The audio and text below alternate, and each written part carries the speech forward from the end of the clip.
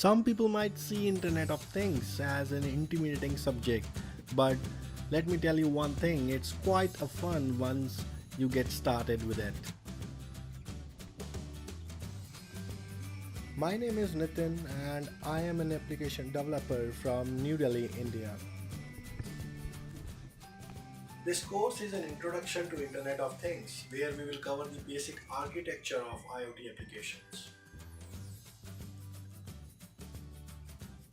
We will use an amazing Wi-Fi enabled chip to voice control a light bulb in your home. The focus of this course is not to get into the technical details, but to get you started with how to use the software and the hardware by making your own interactive project.